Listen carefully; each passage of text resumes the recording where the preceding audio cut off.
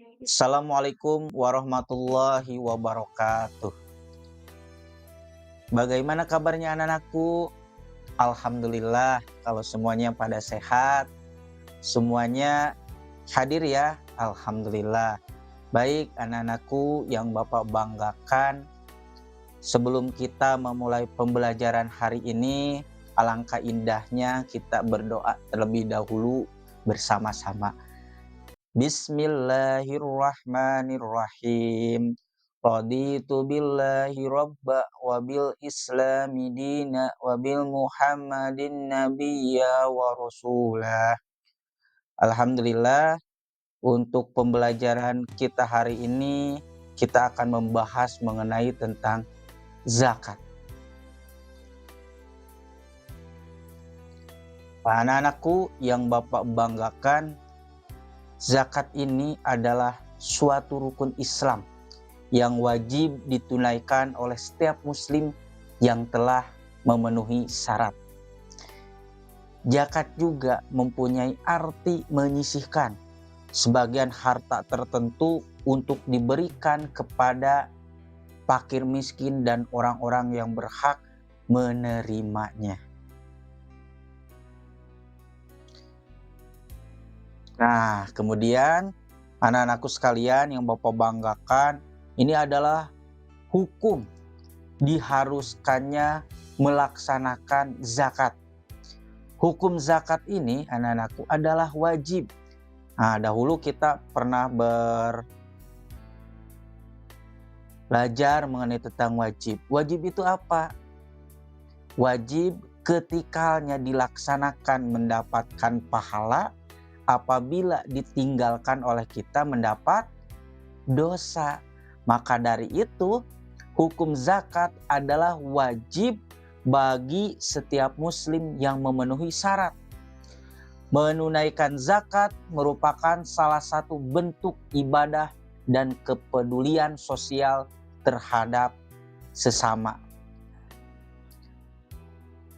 Adapun dalil mengenai tentang zakat tercantum di dalam Quran surat Al-Baqarah ayat 43. A'udzu billahi minasyaitonir rajim. Bismillahirrahmanirrahim. Wa aqimus sholata wa atuz zakata warka'u ma'ar raki'in. Artinya, dan dirikanlah sholat, tunaikanlah zakat, dan rukuklah beserta orang-orang yang ruku. Adapun di dalam Quran surat yang lain, yakni di dalam Quran surat Al-Bayyinah ayat 5, A'udzubillahi minasyaitonirrajim. Bismillahirrahmanirrahim.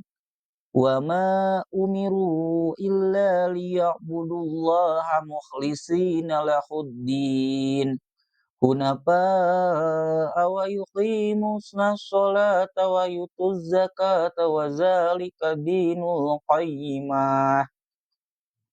Artinya, padahal mereka tidak disuruh kecuali supaya menyembah Allah dengan memurnikan ketaatan kepadanya dan menjalankan agama yang lurus, dan supaya mereka mendirikan sholat dan menunaikan zakat, dan yang demikian itulah agama yang lurus. Quran surat Al-Bayyinah ayat 5. Nah, anak-anakku yang Bapak banggakan, ini adalah sekelumit di antara dalil-dalil zakat yang Bapak contohkan. Yang pertama itu dalam Quran surat Al-Baqarah ayat 43. Yang kedua di dalam Quran surat Al-Bayyinah ayat 5. Di mana sama-sama artinya itu diharuskan zakat, diwajibkan zakat bagi orang-orang yang bersyarat. Selanjutnya, jenis-jenis zakat. Nah, ada dua jenis zakat. Yang pertama, zakat fitrah. Artinya disebut dengan zakat jiwa. Kenapa? Karena dilaksanakan pada bulan Ramadan, umat Islam wajib untuk mengeluarkan zakat fitrah. Nah, ini dilaksanakannya setelah sholat subuh dan sebelum sholat Idul Fitri. Maka dinamakan dengan zakat fitrah. Nah, zakat fitrah ini berupa makanan pokok yang wajib dikeluarkan oleh setiap orang Islam, baik itu anak-anak maupun dewasa, menjelang Idul Fitri setelah mengerjakan puasa Ramadan. Nah, besarnya berapa? Besarnya itu 2,5 kilo. Karena kita ini anak-anak sekalian ya, kita hidup di Indonesia, utamanya bahan pokoknya itu beras, maka kalau mau diberaskan itu sesuai dengan 2,5 kilo. Nah, tujuannya apa? Tujuannya itu untuk membersihkan atau menyucikan diri kita. Nah, orang yang membayarnya setelah menunaikan ibadah puasa di bulan Ramadan. Yang kedua, yaitu zakat mal. Disebut juga zakat harta. Zakat mal ini adalah harta yang dikeluarkan oleh seseorang sesuai dengan ketentuan-ketentuan yang berlaku menurut syariat Islam. Zakat mal atau zakat harta ini hukumnya wajib apabila sudah mencapai nisab atau haul. Nah, ini anak-anak sekalian mengenai tentang perhitungan zakat. Jumlah zakat bervariasi tergantung pada jenis harta. Nah, adapun contoh zakatnya, yang pertama itu adalah zakat fitrah.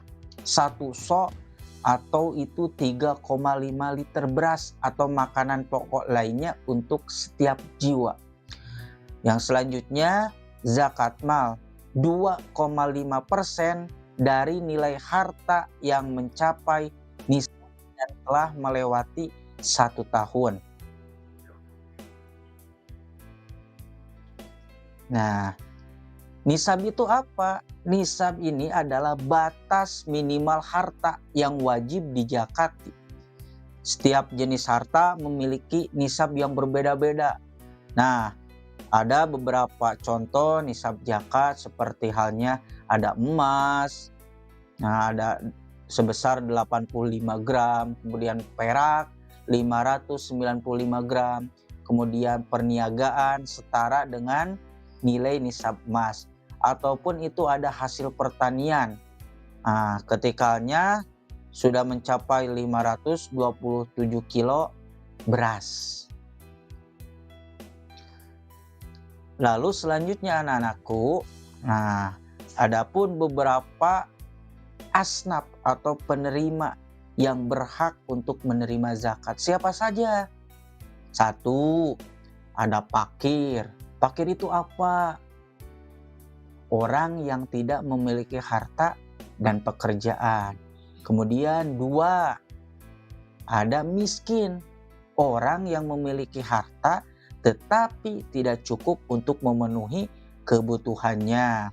Kemudian yang ketiga ada amil zakat, orang yang bertugas mengelola zakat. Yang keempat ada mu'allaf, orang yang baru masuk Islam. Yang kelima ada riqab, budak yang ingin merdekakan diri.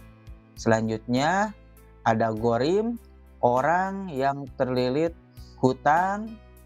Selanjutnya itu ada fisabilillah, orang yang sedang berjuang di jalan Allah.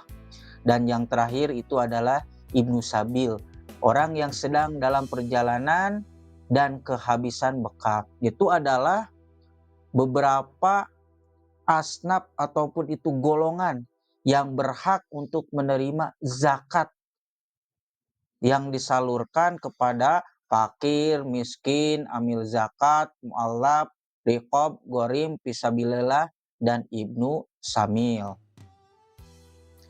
Nah, selanjutnya anak-anakku yang Bapak banggakan, dari sekelumit pembahasan mengenai tentang zakat, adapun manfaatnya, yakni zakat ini mempunyai beberapa manfaat. Yang pertama, membersihkan harta dan mensucikan diri kita sendiri.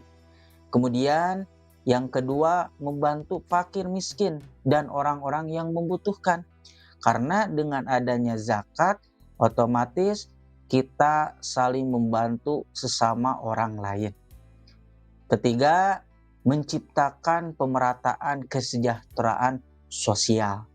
Dan yang keempat itu memperkuat rasa solidaritas dan kepedulian sosial kita di masyarakat. Baik, anak-anakku yang Bapak banggakan, itu pembahasan mengenai tentang zakat, yakni zakat fitrah dan zakat mal. Maka dari itu kita selaku umat muslim, umat yang taat kepada Allah Subhanahu wa taala, sekiranya harus melaksanakan apa-apa yang diperintahkan oleh Allah Subhanahu wa taala. Di antaranya tadi mengenai tentang zakat, baik itu zakat fitrah maupun itu zakat mal. Anak-anakku yang Bapak banggakan, cukup sekian. Ingat dengan sebuah lagu kita yang selalu kita dengarkan. Ilaliko, sampai berjumpa lagi, insya Allah. Ilaliko, sampai berjumpa lagi, insya Allah. Kita bertemu karena Allah, kita berpisah karena Allah. Kita bertemu karena Allah, kita berpisah karena Allah. Alhamdulillahirrabbilalamin. Pembelajaran hari ini kita cukupkan sekian. Billahi taufiq wal hidayah. Wassalamualaikum warahmatullahi wabarakatuh.